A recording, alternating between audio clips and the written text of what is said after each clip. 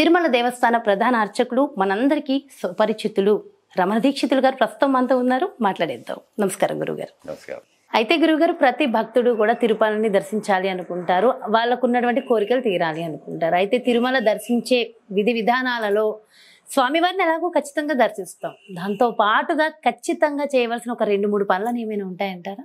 స్వామివారు భక్తికి తప్ప దేనికి లొంగడం. పరిపూర్ణమైన భక్తితో విశ్వాసంతో స్వామివారిని దర్శనం చేసుకోవాలి.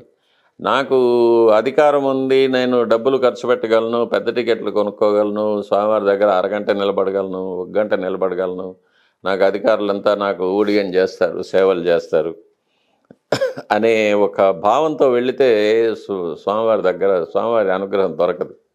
సామాన్య భక్తుడు కూడా మిగతా అన్నిటినీ మర్చిపోయి స్వామివారిని ఒక్క క్షణం చూస్తే చాలని ఆ క్యూ లైన్లో హింసలన్నీ పడుతూ నీళ్లు లేకుండా, ఆహారం లేకుండా, ఈ కొద్దిగా కూడబెట్టుకున్న డబ్బులతో బస్సు టికెట్లు కొనుక్కొని వచ్చి ఆ స్వామివారి దర్శనం చేసుకుంటాడు. చూడండి, అటువంటి భక్తుడికే స్వామివారి యొక్క అనుగ్రహం ఎక్కువ ఉంటుంది.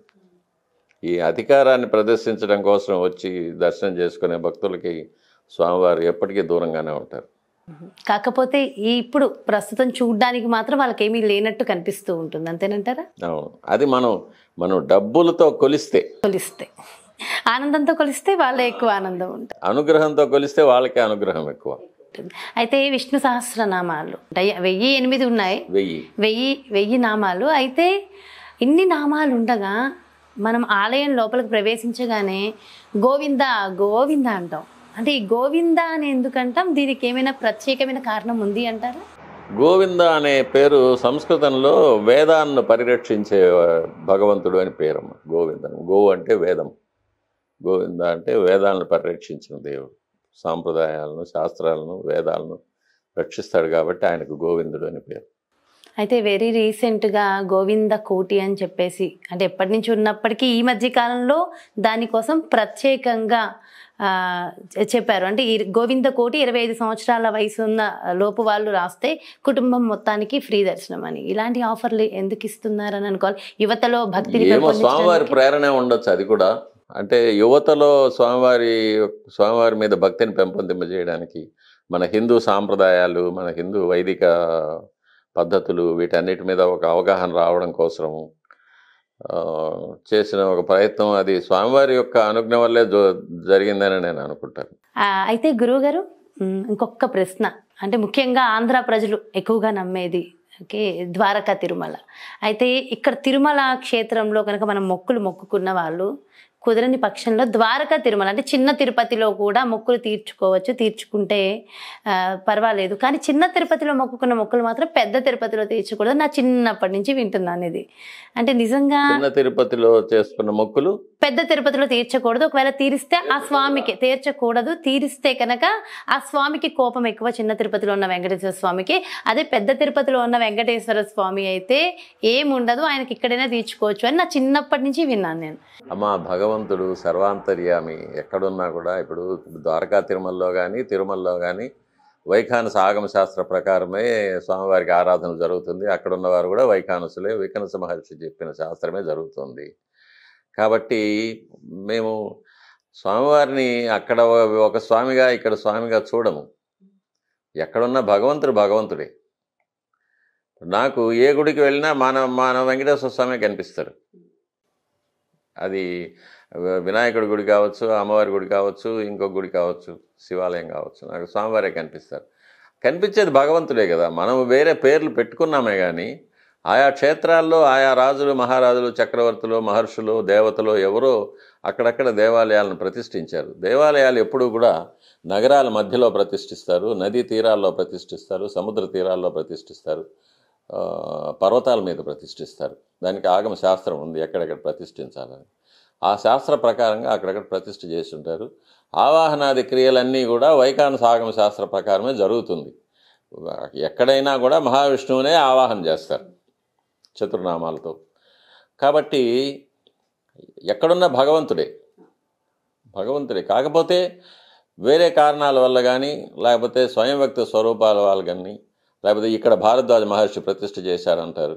అలా ఒక్కొక్క చోట ప్రతిష్ఠ చేసిన ముహూర్తము, ప్రతిష్ఠ చేసిన ఆచార్యుల యొక్క యోగ బలం, తపోబలం, వీటి వల్ల ఆ ప్రతిష్ఠ చేసిన భగవంతుడికి శక్తి ఇస్తారు.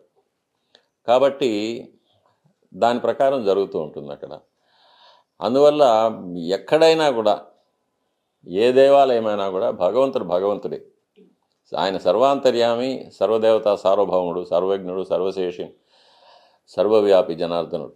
కాబట్టి దేవాలయాల్లో మనం భగవంతుణ్ణి ఈ గుడి దేవుడు, ఆ గుడి దేవుడు అని మనం చూడడం అజ్ఞానం అది. ఎక్కడికి వెళ్ళినా భగవంతుడే.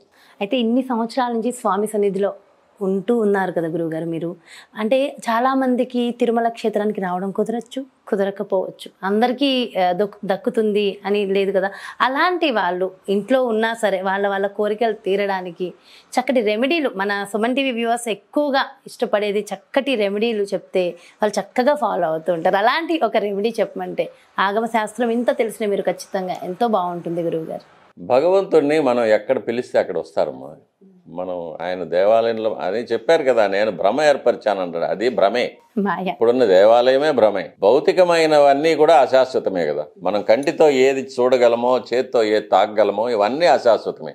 కాకపోతే చీమ అనేది ఒక రోజులో చచ్చిపోతుంది, తాబేలు అనేది 300 సంవత్సరాలు ఉంటుంది, కొయ్య కొన్ని వందల సంవత్సరాలు ఉంటుంది, ఇనుము కొన్ని వేల సంవత్సరాలు ఉంటుంది, కాంక్రీట్ ఇంకో కొన్ని వందల సంవత్సరాలు ఉంటాయి. అన్నీ నాశనం అయిపోయేవి, ఏది శాశ్వతం కాదు. భగవంతుడు అనేవాడు శాశ్వతం. మన ఈ మానవ జన్మ కూడా, మన ఈ దేహము, ఈ పేరు, ఈ ఉద్యోగము, ఈ ఫీలింగ్స్, ఇవన్నీ కూడా మనకున్న ఇష్టాలు అవన్నీ కూడా శాశ్వతం, అవన్నీ కూడా వెళ్ళిపోయేవి. కాబట్టి ఆత్మ ఒకటి శాశ్వతం. మనం ఆ ఆత్మార్థంగా భగవంతుడిని ఎప్పుడు మనం తలుచుకుంటామో ఆ భగవంతుడు మన ఎదురుగా వచ్చి నిలబడతాడు. తప్పకుండా కూర్చోమంటే కూర్చుంటాడు, మనం ఏం చెప్పినా వింటాడు, మనం చెప్పిన దానికి బదులు చెప్తాడు. స్వామివారితో మాట్లాడచ్చు. ఎక్కడున్నా మాట్లాడచ్చు. షాణ్మాసాత్ వెంకటేశస్య భాషణం భవతి. స్వామివారితో మనం మాట్లాడవచ్చు.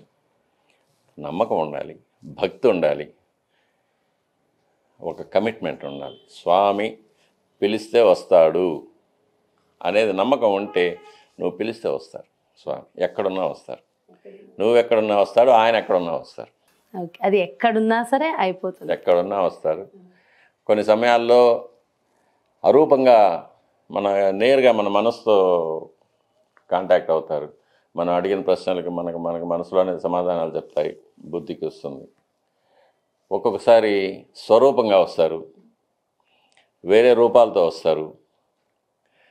అవన్నీ చాలా అనుభవాలు కొండ మీద జరుగుతూ ఉంటాయి. కాబట్టి మనం మనసులో ఏదైనా అనుకున్నప్పుడు దానికి సమాధానం కూడా ఆయనే వచ్చి చెప్పేసి వెళ్ళిపోతూ ఉంటారు. చాలా మందికి అలా దర్శనం ఇస్తూ కూడా వెళ్ళిపోతూ ఉంటారు. అదో ఇక్కడ వెళ్తున్నారు అంటారు, అదో అక్కడ వెళ్తున్నారు అంటే వేరే వాళ్ళు చూస్తే కనపడరు. అట్లాంటివన్నీ జరుగుతూ ఉంటాయి. కాబట్టి స్వామి ఆయనకు దేశకాల వర్తమానాలన్నీ ఆయన కట్టుబాటు చేయలేవు. ఆయన ఎక్కడికైనా రాగలడు, గతంలోకి వెళ్ళగలడు, భవిష్యత్తులో ఉంటారు. కాలానికి అతీతుడు, దేశానికి అతీతుడు, వర్తమానాలకు అతీతుడు ఆయన. మనం అశాశ్వతం.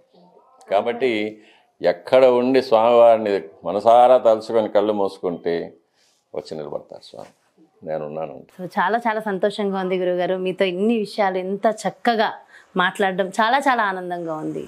Thank you so much. మీ విలువైన సమయాన్ని మా కోసం వెచ్చించి చక్కగా మా వ్యూవర్స్ కోసం, మన ప్రేక్షకులందరి కోసం ప్రతి ప్రశ్నకి ఎంతో చక్కగా సమాధానం చెప్పారు. ఎన్నెన్నో రెమెడీస్ కూడా అందించారు, స్వామివారి మహత్యాన్ని తెలియజేశారు.